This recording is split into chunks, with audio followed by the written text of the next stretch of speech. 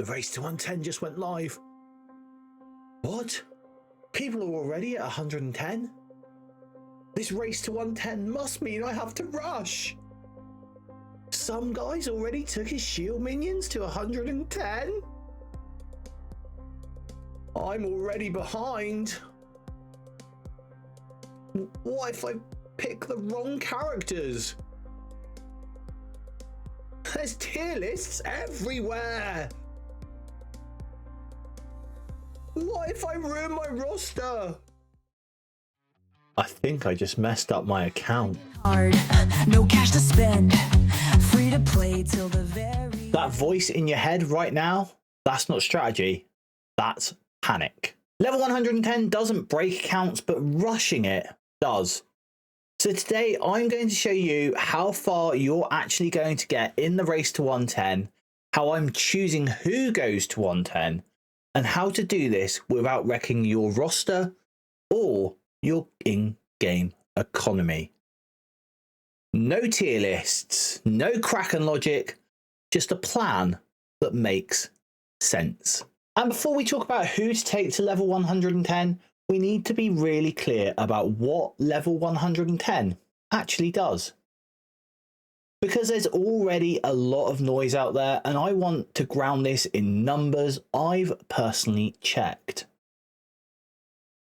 Now, when you compare a level 105 Gear 20 Purple ISO 3 to a level 110 Gear 20 Purple ISO 3, the stat increases are very consistent once you line those characters up correctly. And for the characters I've checked, this is what 5 levels actually gives your roster. Health, damage and armor all increase by roughly 21%. Now that's a meaningful jump. Your characters are going to hit harder, they're going to live longer, and they're going to take more punishment. But focus and resist are very different. Those only increase by around 4%.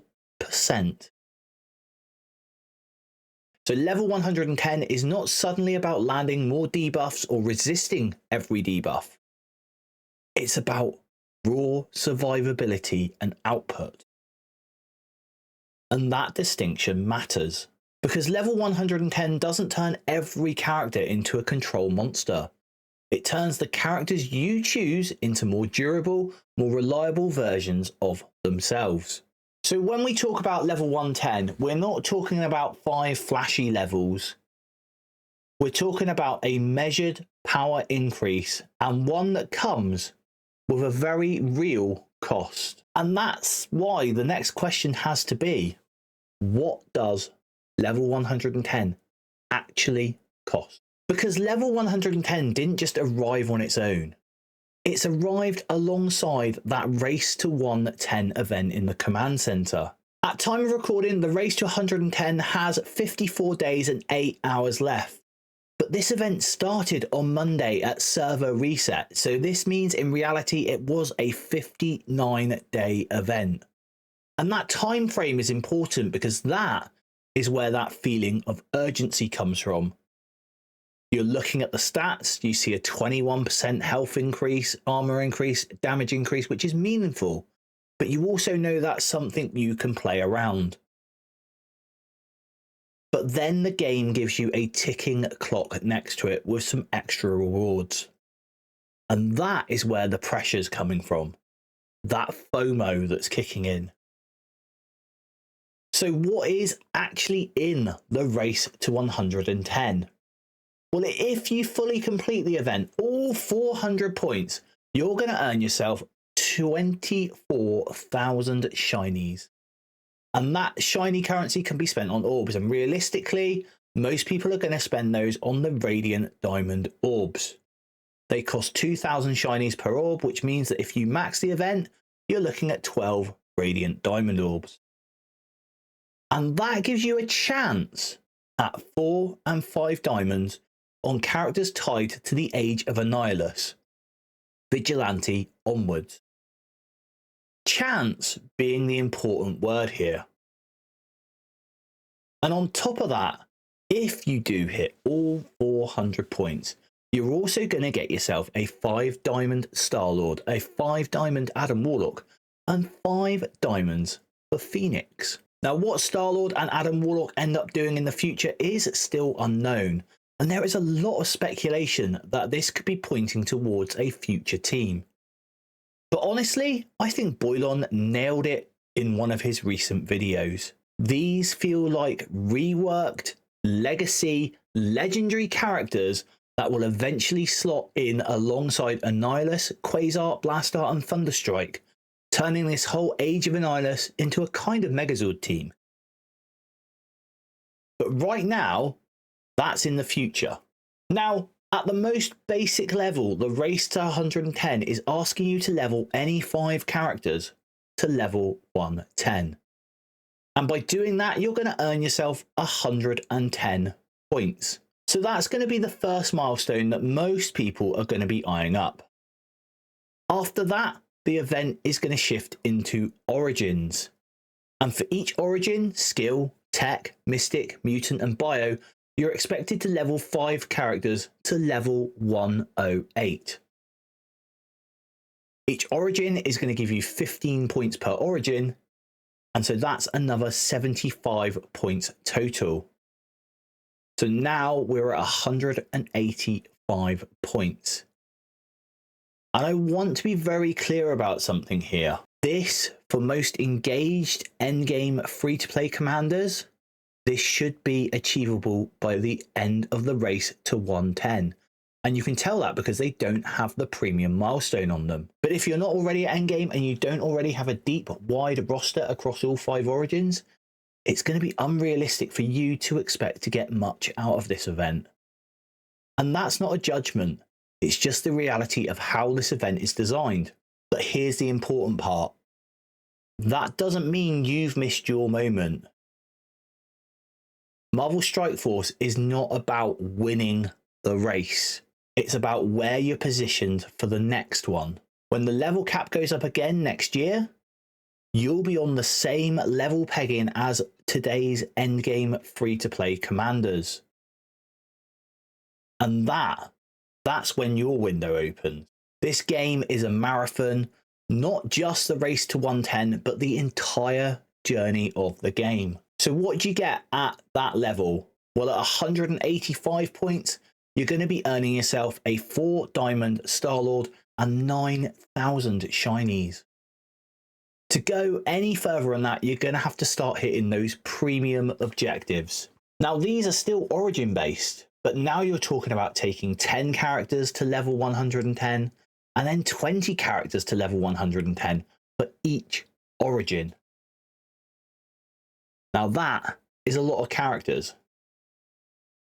And some Origins are going to be easier than others for sure, but this is where the event stops being about that smart planning and starts just being about raw resources available to you. And I want to be honest here, I don't think it's a solid return, even getting to the 185 point mark.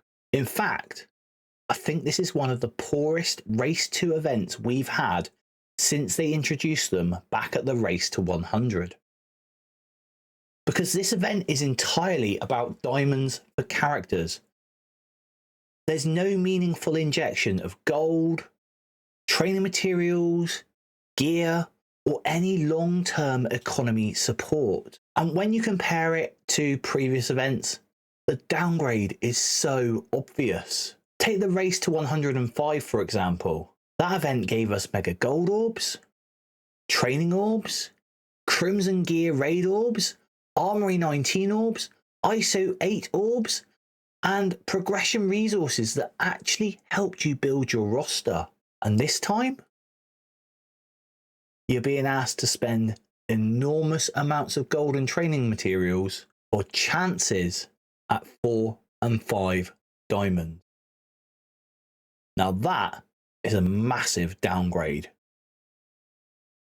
So when I'm talking about targets in this event, I'm not talking about maxing it. Not at all. I'm talking about setting a realistic stopping point that doesn't damage your account. And for me, that's going to be that 4 Diamond Star-Lord.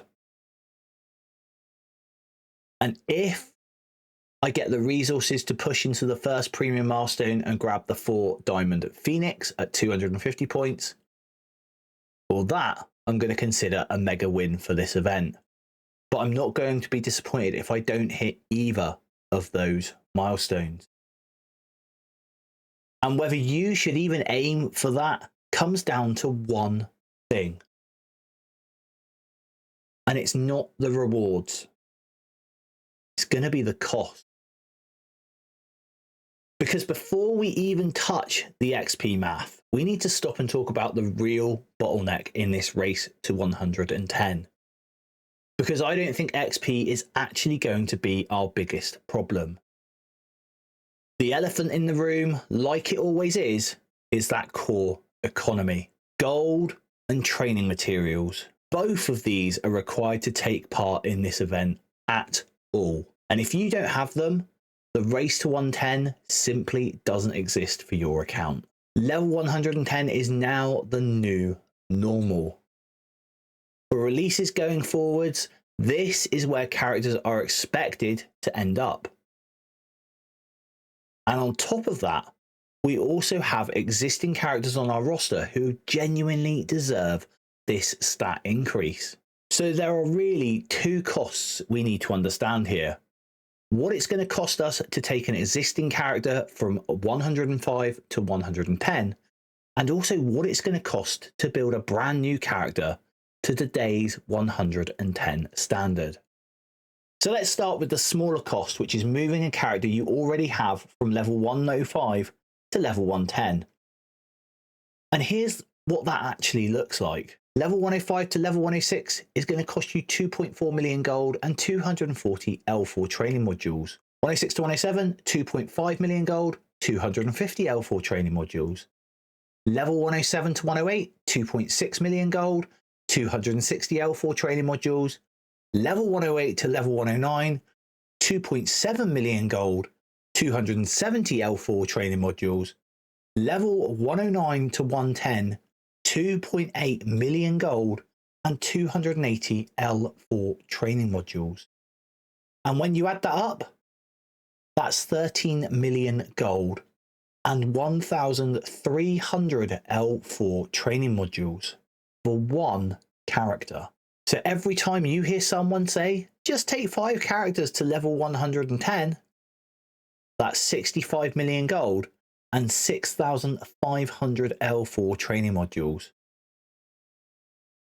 And that's before we've talked about anything else. Now let's zoom out a bit. What if this is a new release or a rework that you've put nothing into as yet? What does it actually cost to take a character from level 1 to level 110 with gear tier 20 and all their abilities? Well, the gold cost to take a brand new character to level 110 gear tier 20 with all abilities is 56,318,280 gold. And a huge portion of that cost is actually locked up in your training materials. Those training materials alone represent 46,203,180 golds worth of value, or roughly 4,620 L4 training modules. And it just shows how much of your core economy is being consumed by leveling up a character alone. And now we really need to look at the release cadence the game is currently operating under. Now, on average, we see 1 full team released every single month. That's 5 characters. And with a month averaging around 30 days, that works out to roughly 1 character every 6 days if you're trying to keep up. That's not a judgment, that's just the math. So to build at that pace, at level 110, we would need 9.38 million gold per day and 7.7 million golds worth of training modules every single day. That's 770 L4 training modules. And if you've watched my Build Positively series, and if you haven't, there's going to be a card in the top right hand corner to the latest episode. You'll already know the problem. We are nowhere near that level of core income as free-to-play players. So when we talk about the race to 110, this isn't just about XP. It's about whether your account can even afford to participate. And that's why this decision has to be deliberate. So now that we understand what level 110 is and what it actually costs from a core economy perspective, let's answer the question everyone is really asking. Will we actually get to level 110 by the end of the Race to 110 event? Now, each commander level from level 105 to level 110 is going to require you to earn 44,000 XP. So 5 levels at face value, you think you're going to need 220,000 XP. But that's not the real number, because we're also going to get bonus XP every time we level up. When you hit level 106, you're going to get 20,000 XP. Level 107 is going to give you 18,000 XP, level 108, 14,000 XP, and level 109, 13,000 XP. That is 65,000 XP in bonuses. So when you take that off the original 220,000 XP, the actual figure you need to earn to go from commander level 105 to 110 is 155,000 XP. And that is the number that matters. Now let's take a look at the daily XP income. This math includes XP from campaign energy, ISO 8 energy, incursion campaign energy, daily objectives, and the current Winter Guard showcase. It does not include any future showcases or any bonus XP that you might get through the command center or any events that run. So if anything, this is going to be a conservative estimate. So if you spend 200 power cores on campaign energy and 150 power cores plus the free energy refresh that you get for the ISO 8 energy each day, your daily XP is going to look like this. Campaign energy, 1,108 XP. ISO 8 energy, 1,130 XP. Incursion campaign, 288 XP. Daily objectives, 785 XP. That gives you a total of 3,311 XP per day. And at that rate alone, it would take you 45.5 days to go from commander level 105 to 110. So yes, with moderate core spending, level 110 is absolutely achievable within the event window. But here's the important part. If you want to save power cores, and I know a lot of you commanders do, you still have options. Because if you only do the 450 core refreshes per day on campaign energy and skip those ISO 8 refreshes, your daily XP looks like this. Campaign energy, 1,108 XP. ISO 8 energy, 770 XP. Incursion campaign energy, 288 XP. Daily objectives, 785 XP. Now that totals to 2,951 XP per day. And at that pace, it would take you about 52 days to reach level 110. Still inside that Race to 110 event. So the takeaway here is important. You do not need to rush. You do not need to spend your power cores like that. And you do not need to sacrifice your account economy just to hit level 110. Sure, if you want to spend lots of cores, you're going to get there faster. But if you want to conserve cores, you're still going to get there comfortably within the event timer. And with any additional showcases or bonus XP we get between now and then, it's only going to make this easier. So now that we know that level 110 is achievable, the real question becomes, how should you approach it? And more importantly, how am I approaching it? Now, we've already established that taking a character to level 110 is expensive. It's going to cost gold, it's going to cost trainer materials, and it's going to limit how many other things you can actually do on your account. So this can't be a build everything situation. We also have to remember something else. The game isn't going to stop at level 110. New teams are going to keep coming out. New characters are going to keep arriving. So whatever approach we take here has to be flexible and not locked in forever. So for me, the first place level 110 matters is Arena. Arena is where small stat differences matter, survivability matters, damage checks matters, and consistency is going to matter.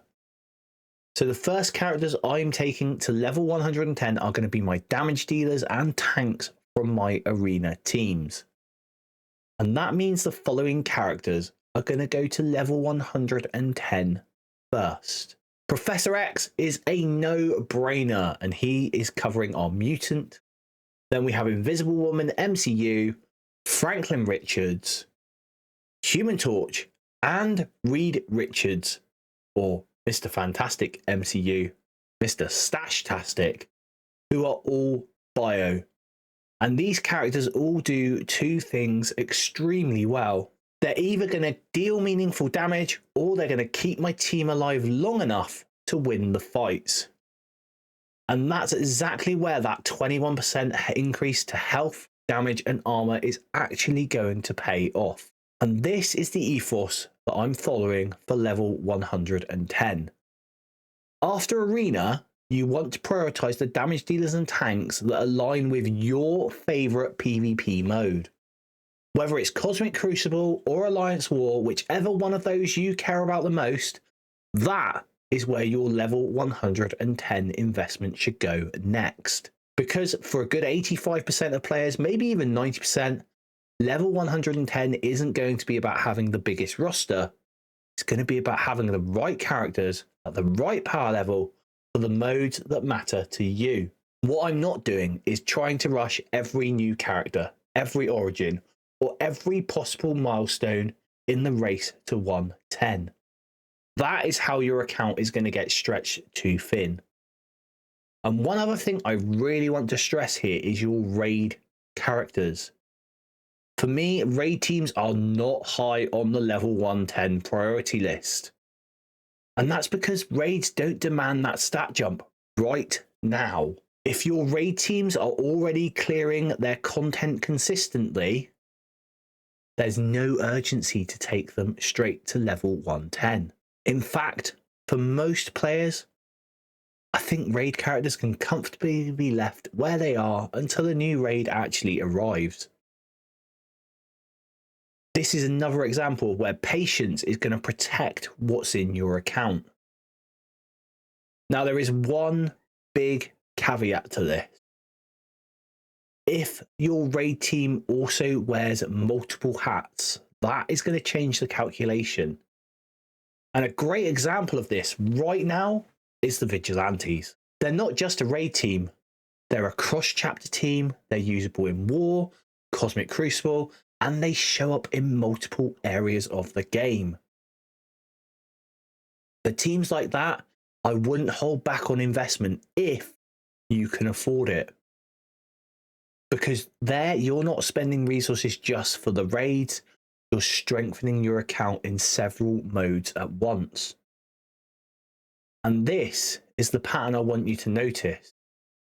Level 110 investment makes the most sense when a character is either dealing damage or soaking up the damage. And hopefully they show up in multiple game modes for you. Pure single purpose raid teams don't meet that bar right now. And again, this isn't about ignoring the raids. It's about timing. Build what you need today. Save resources for what you'll need tomorrow. So for me, level 110 is going to be targeted upgrades, not a complete blanket.